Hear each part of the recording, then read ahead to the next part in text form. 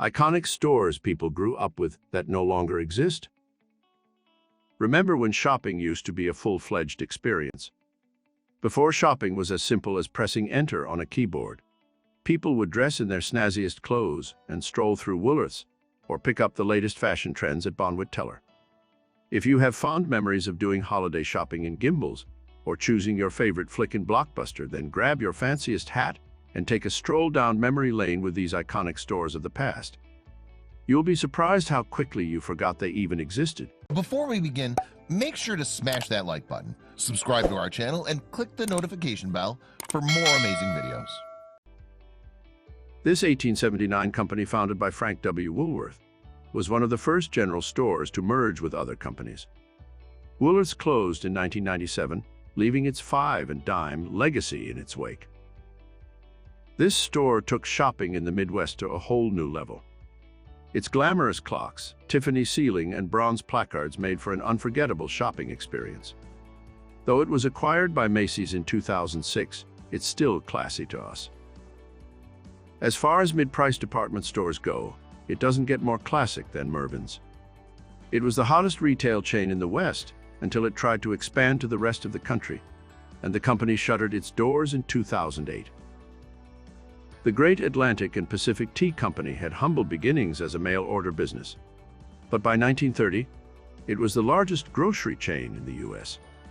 Though it closed in 2016, it left behind the popular Woman's Day magazine.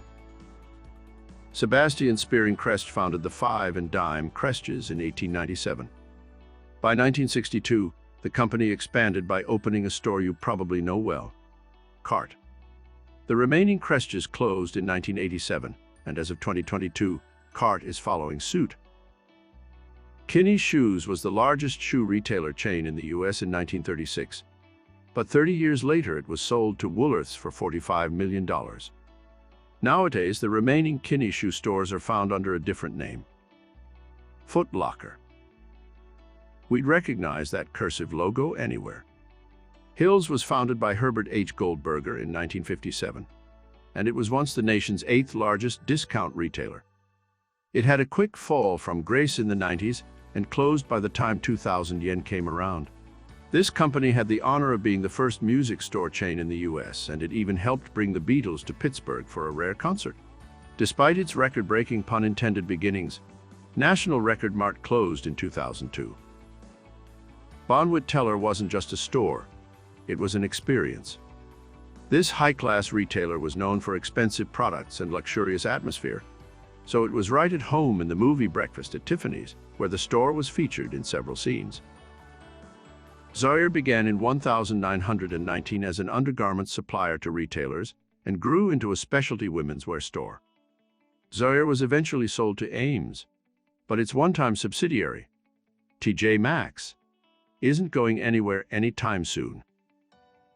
Back when people wanted to print out their photos, Photomat was the place to go. The yellow-roofed kiosks could be found in practically every mall parking lot across the U.S., but they went extinct when 1 Hour Film Developing came around. Founded in 1898, it's no wonder the hard-to-pronounce Grumbacher & Son changed its name to the classic Bon-Ton. The store originally sold hats and dry goods, but its product choices expanded after WWI. The chain went bankrupt in 2018, though the website is still functional. Are you sensing a pattern? The progression of technology also resulted in the death of Borders, which was one of the top booksellers of the early 2000s. The way things are going, we wouldn't be surprised if books eventually go obsolete altogether. 90s Kids Unite. The Discovery Channel store was a hub of gifts, games, videos, and books that aimed to educate children about the world. It burned bright in the 90s before fizzling out in the early aughts. By 2007, the company chose to educate online only and closed all of its stores. Teavana survived in a caffeinated world for 15 years before it was bought by Starbucks for $620 million. Though many of its stores have closed, you can still order Teavana products in, you guessed it, practically every Starbucks. Like its vintage brethren, 2000's Icon Wet Seal simply couldn't compete against the other rising fast fashion brands. The chain went bankrupt in 2015, But if you're nostalgic for skin-tight bandage dresses and dangerously high heels, you can still order these classic Wet Seal duds online. There was a time when two department store chains ruled the roost, and they were Macy's and Gimbels. Founded in 1842, Gimbels even came up with a Thanksgiving Day parade before Macy's did. Macy's took the crown when Gimbels closed in 1986. Once the king of video rental stores, Blockbuster was a go-to when you wanted to watch the newest VHS release.